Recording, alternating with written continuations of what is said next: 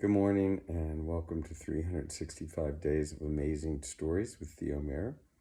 Here we are on day 224 and it's a Saturday and I believe this is week 32. 20 more weeks. I was visiting a little bit with a young person who has done a lot in a short amount of time. A catalyst for her had been getting lost in the jungle for a number of days and having to go into survival mode really in order to get out with, I believe it was 3 other people. She said it changed things for her completely. And she ended up getting into learning survival skills, how to make fire with a hand drill or a bow drill, shelter, finding pure water, food being the least concern of all. And so we talked about that and shared some things because of my history of having done some of these similar things. And then she asked the question, why is it that we want to survive? Why is it that we're so adamant to stay alive? And that's a very interesting question. Why do we want to stay alive? What are we living for? What are we surviving for?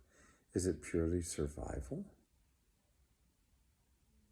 Is it purely to perpetuate the species? Is it simply to perpetuate our own lives?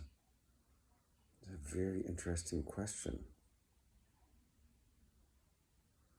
And as I thought about it, I hearkened back to my days when I was introduced to Waldorf education, and then I became a Waldorf teacher.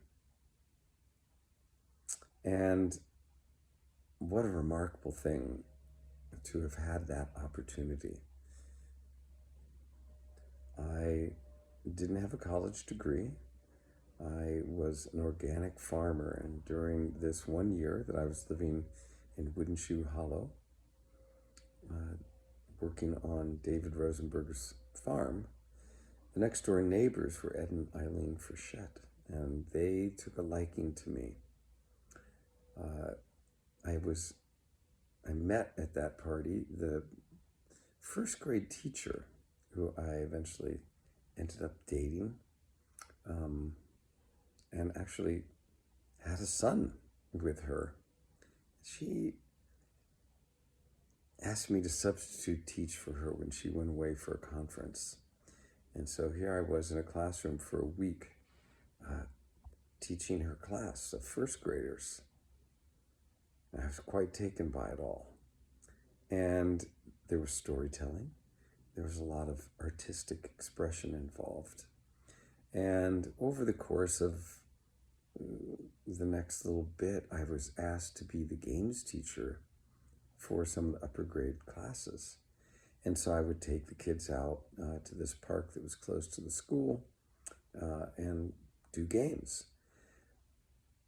Well, a long story short, before the end of that school year, they asked me if I wanted to teach first grade the next year, and I agreed to do so. And I went off to a teacher training in Sacramento, California at Rudolph Steiner College and got instruction for the next year of teaching first grade. And it was soul expanding is all that I can call it. We were working with color, painting, working with crayons, these big block crayons and stick crayons. And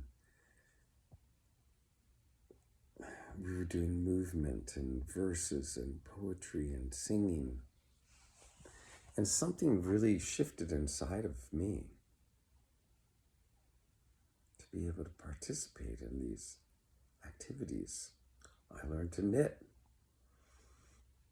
And after the training, which was a week long, I came back a few more weeks before school started and get my class prepped, and which was a big task, and trying to create a beautiful space for young people to be in. I remember the first day of being petrified of speaking in front of people because I always had difficulty doing that. And here I was at the front door of my classroom greeting parents, and children would go inside, and I had desks and name tags for everybody. They sat down, and finally it was time to start. And I turn, and here's a wonderful group. I had 9 students to begin with, of first graders who were sitting there waiting for me to do whatever it is I was going to do. And I was amazed that I had this captive audience of young people.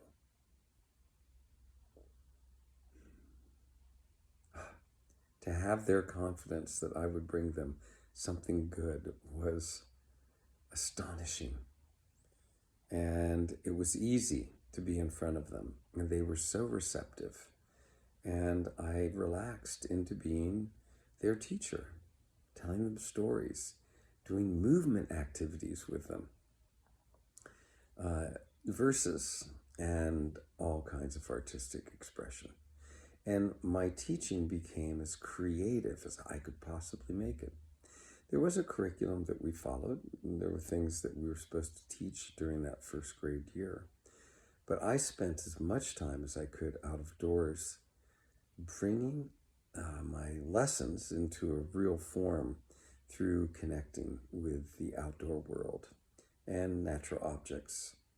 For instance, when you're teaching math in the beginning, and part of it is just simply counting in first grade, it was very easy to go outside and collect acorns. And we collected, 150 acorns in no time at all, and take it into the class. And now you can begin to do math with these real objects, acorns. Why am I bringing this up? Because I feel like creativity is so undervalued in the times that we're living in right now. And it is being robbed from us by these technological devices that I'm speaking into at this very moment, that allow us to do so many things without truly engaging our bodies in the creative activity. And I also, yesterday, was speaking with a former classmate, housemate, longtime friend, Mark Wieland, who's an ophthalmologist in the Bay Area. He runs, or used to run, he was CEO of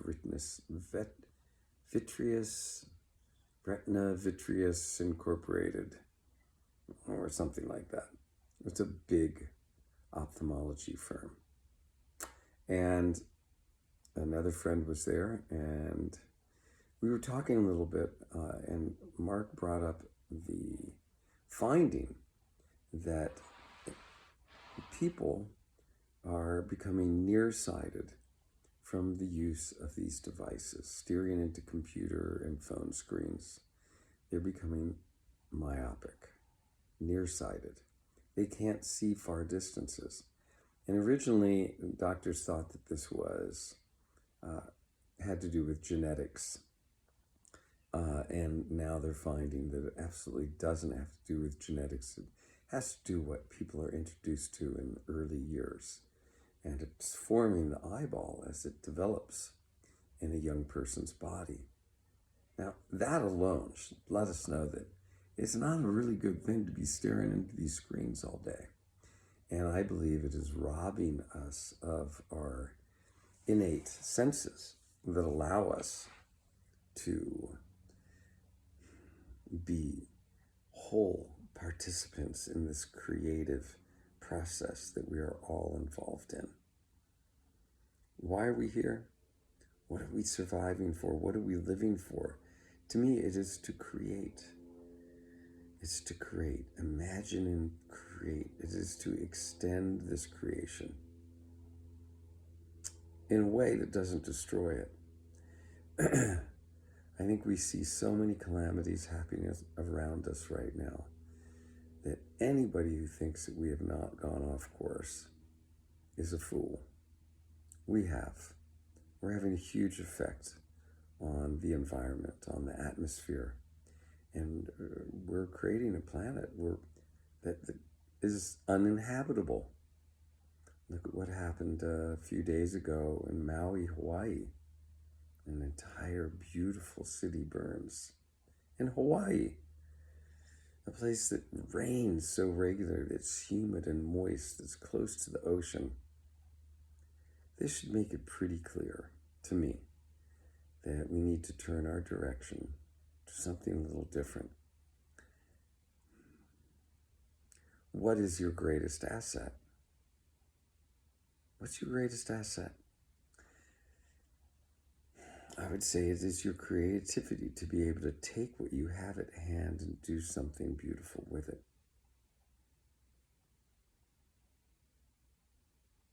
And how is it the most enjoyable? I think in community, sharing in community, the creative process. Being a Waldorf teacher, I was sharing my creative process with these young people that I was teaching. Waldorf education is about building the social network of your classroom. You go as a group and you're facilitating every day that group interaction, that group dynamic. You build your class. You build a community within your class, and then it extends out to the rest of the classes that are at the school, to the parent body, to the rest of the teachers, and then often into the community itself. Now, in community, we need, I believe, so strongly to look at community as something much greater than just humans. Our community is a community of life. And without all the other living organisms that exist both within us and without us, we would not be alive.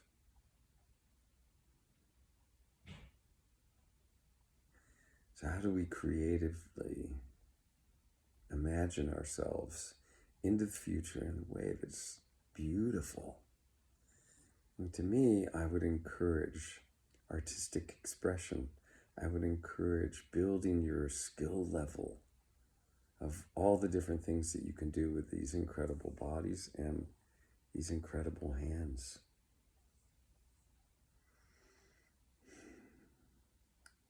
So,